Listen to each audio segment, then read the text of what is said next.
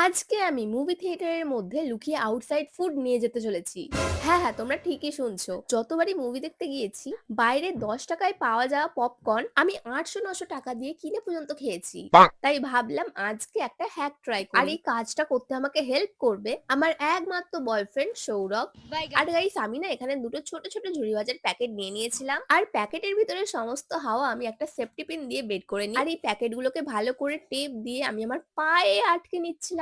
আর জানো আমি না শুধু ঝুড়ি ভাজা আনিনি, তার সাথে দুটো চকলেটও এনেছিলাম। আর আমার এই কাণ্ড কারখানা দেখে ব্রাউনি তো অবাক হয়ে আমার পাশেই বসেছিল, কি করতে চাইছি সেটা বুঝতে না পেরে। তো আমি কিন্তু আমার দুটো পায়ে ভালো করে খাবারগুলোকে আটকে নিয়েছি। আর তোমরা তো দেখতেই পাচ্ছো আমি একটা ট্রাউজার পরেছিলাম, যার জন্য আমার পায়ের মধ্যে কিছু যে আটকানো আছে সেটা একদমই বোঝা যাচ্ছে না। সেই কারণে প্রচুর কনফিডেন্স নিয়ে আমি বেরিয়ে পড়েছিলাম। এসব করতে গিয়ে না অনেকটাই লেট হয়ে গিয়েছিল, তাই বুঝতে পারছিলাম না মুভি শুরু হয়ে গিয়েছে কিনা। বাই দ্য ওয়ে, থিয়েটারে যাওয়ার আগে কিন্তু দুবার চেক করা হয়। বিশ্বাস করো, দেখে মনে না হলেও আমার না অবস্থা পুরো খারাপ হয়ে গিয়েছিল এই মোমেন্টে। বাট গাইস, সিকিউরিটিরা শুধু আমার ব্যাগ চেক করে, আমার বডি চেক করে না। ওরা শুধু সৌরভ আর আমার ভাইয়ের বডিটা চেক করেছিল, আমাকে ছেড়ে দেয়। আর বিশ্বাস করো আমি না এত খুশি হয়ে গিয়েছিলাম যে ওখানে গিয়ে আমি লাফাতে শুরু করে দিয়েছিলাম। ওই সিকিউরিটির মধ্যে যদি কেউ আমাকে চিনে এই ভিডিওটা দেখে তাহলে হয়তো বুঝে যাবে আমি কেন সেদিনকে ওরকম লাফাচ্ছিলাম আনন্দে। বাই দ্য ওয়ে, আজকে আমরা দেখতে গিয়েছিলাম কান্তারা চ্যাপ্টার 1 এই মুভিটা।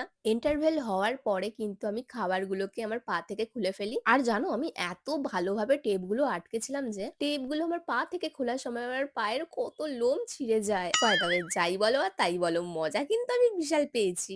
জীবনে প্রথমবার এরকম কিছু ট্রাই করলাম। আর ৫০০-৬০০ টাকা দিয়ে পপকর্ন না কিনে আমি জাস্ট ৩০ টাকার মধ্যেই খাবার খেতে খেতে মুভিটা পুরো এনজয় করলাম। আর গাইস মুভিটা কিন্তু সেই লেভেলের হয়েছে, যারা এখনো দেখোনি মুভিটা অবশ্যই দেখো। আর সবশেষে এটাই বলবো, এরকম হ্যাক তোমরা আবার ট্রাই করতে যেও না। বাট এই ধরনের আরো ভিডিও দেখার জন্য চ্যানেলটাকে এক্ষুনি সাবস্ক্রাইব করে নাও।